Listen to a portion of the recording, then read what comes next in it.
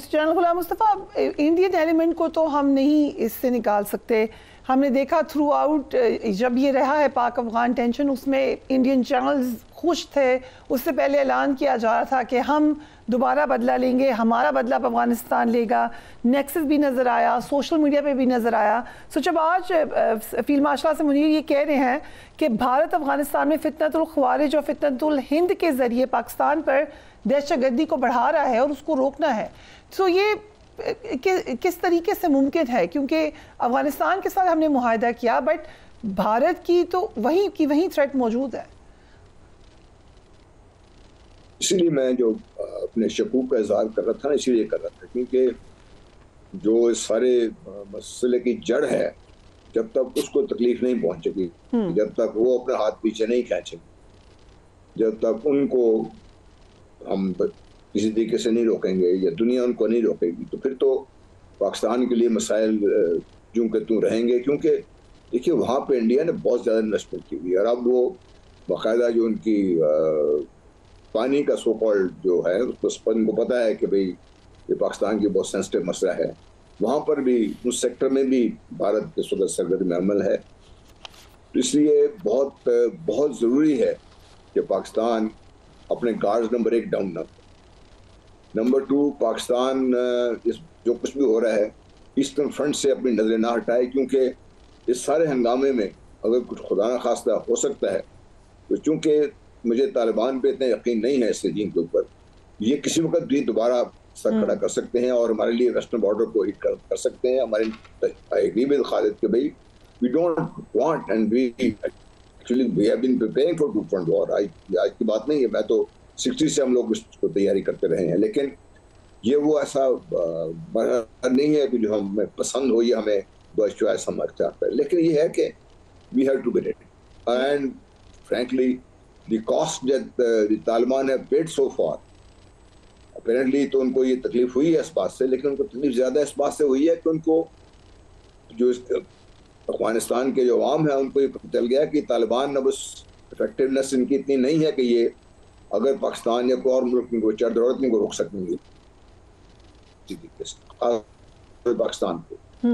इसलिए वो कुछ ना कुछ तो नहीं करना था, उन्हें कर लिया इस चीज को। लेकिन मुझे जो हमेशा से और फिर पहले भी बहुत मुआहदे हुए हैं, पहले भी बातचीत हुई है इनसे, और एक दफा नहीं कई दफा हुई है पाकिस्तान इनसे बातचीत, और पाकिस्तान इनके लिए बहुत बड़ी कॉस्ट पे की है अफगानिस्तान के लिए, और जिसकी खमियाजा भी हम भुगत रहे हैं इसका।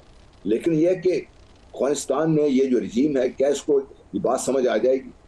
क्या उनको ये समझ आ जाएगी कि उनका जो अमन है उनके लिए कितना ज़रूरी है? और डेफिनेटली पाकिस्तान की ज़रूरत तो है ही है ये। तो all said and done, all positives on one side, but this one जो ट्रस्ट डेफिसिट है ना, जो इन लोगों ने बहुत एफर्ट से क्रिएट किया है, और इसमें पाकिस्तान का रोल मिनिमल है, और ये इन लोगों ने बड़ी एफर्ट से जो ट्रस्ट डेफिसिट है, हम जैसे लोग फ्रैंकली मतलब हम इनके सपोर्ट करने वाले में थे इनमें से, लेकिन हैविंग सीन देयर एटीट्यूड और सीन जो कर रहे हैं उन लोग, हमें इस बात की मतलब बाकायदा बहुत ज्यादा दुख भी और तकलीफ भी है इस चीज से, क्योंकि हमने तो बहुत कुछ दाव पे लगाया इनके लिए। राइट। सो एकमरुद्दीन चिश्ती, भारतीय आर्मी चीफ हों या कमांडिंग ऑफिसर्स हों, मुसलसल ऑपरेशन सिंदूर 2 की वो बात करते हैं। अब उनका तमाम फोकस भारतीय बहरिया पर है। आपने जैसा कि देखा, भारतीय वज़ीर आज़म भी आज भारतीय एयरक्राफ्ट कैरियर पर मौजूद थे। सो नेवी के साथ क्या करना चाह रहा है भारत? देखिए, बहुत शुक्रिया। जब आप उनकी वीडियो सुनवा रहे थे तो मैं समझा कि पता नहीं कौन से ज़माने की है जिसका आज से कोई ताल्लुक ही नहीं है। 2025 में इसे तो बिल्कुल ही नहीं है कि उनकी नेवी मैदान में आई नहीं। एक चीज़ मैं आपको इस कॉन्फ्लिक्ट से जो मई में हुआ उससे पहले बता सकता हूँ। मैं एक अपनी डॉक्यूमेंट्री जो अपने चैनल पे मैं के सिलसिले में विजिट्स पर गया था एयर हेडक्वार्टर के भी, इस कॉन्फ्लिक्ट से पहले कोई मार्च अप्रैल में, उस वक्त दूर दूर नहीं हमें पता था कि ये कभी हो जाएगी। तो मैंने जब पूछा टारगेटिंग स्ट्रैटेजी, तो आप यकीन करें उन्होंने कहा कि हवा में एक टारगेट है, एक ज़मीन पर हमारा टारगेट है और एक समंदर में हमारा टारगेट है। टॉप प्रायोरिटी मैं बात कर रहा हूँ, प्रायोरिटी टारगेट की।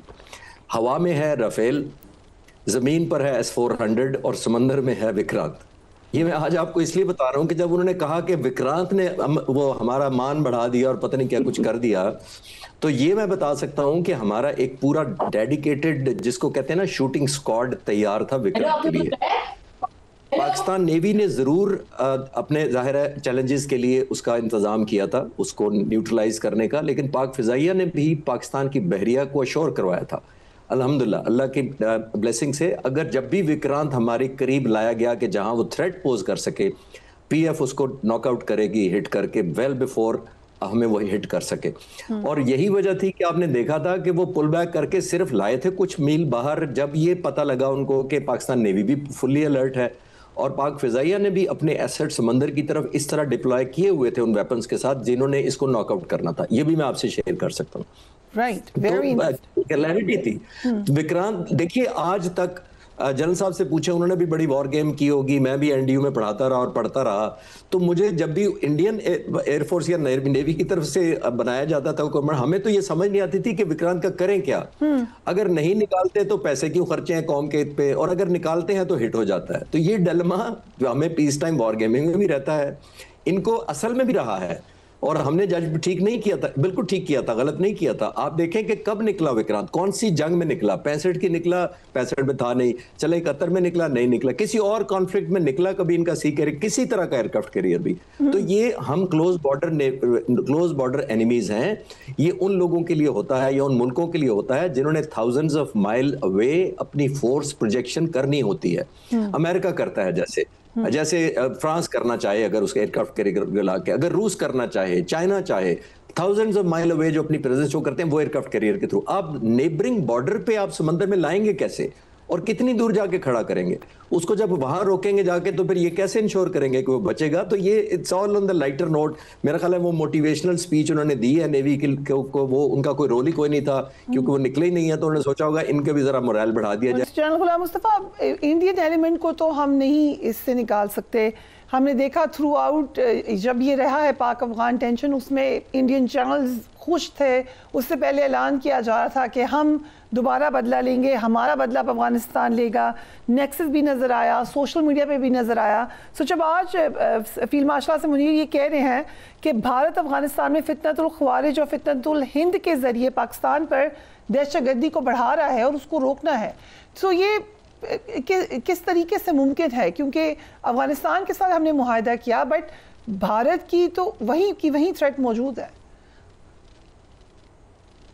इसीलिए मैं जो अपने शकूक का इजहार कर रहा था ना, इसीलिए कर रहा था क्योंकि जो इस सारे मसले की जड़ है, जब तक उसको तकलीफ नहीं पहुंचेगी, जब तक वो अपना हाथ पीछे नहीं खींचेंगे, जब तक उनको हम किसी तरीके से नहीं रोकेंगे या दुनिया उनको नहीं रोकेगी, तो फिर तो पाकिस्तान के लिए मसाइल यूं के त्यों रहेंगे। क्योंकि देखिए वहाँ पे इंडिया ने बहुत ज़्यादा इन्वेस्टमेंट की हुई है और अब वो बाकायदा जो उनकी पानी का सो कॉल्ड जो है उसको उनको पता है कि भाई ये पाकिस्तान की बहुत सेंसिटिव मसला है। वहाँ पर भी उस सेक्टर में भी भारत के वक्त सरगर्म अमल है। तो इसलिए बहुत ज़रूरी है कि पाकिस्तान अपने गार्ड्स नंबर 1 डाउन ना, नंबर 2 पाकिस्तान इस जो कुछ भी हो रहा है ईस्टर्न फ्रंट से अपनी नजरें ना हटाए, क्योंकि इस सारे हंगामे में अगर कुछ खुदा न खास्ता हो सकता है, तो चूंकि मुझे तालिबान पे इतना यकीन नहीं है इस रजीम के ऊपर, ये किसी वक्त भी दोबारा सर खड़ा कर सकते हैं और हमारे लिए वेस्टर्न बॉर्डर को हिट कर सकते हैं।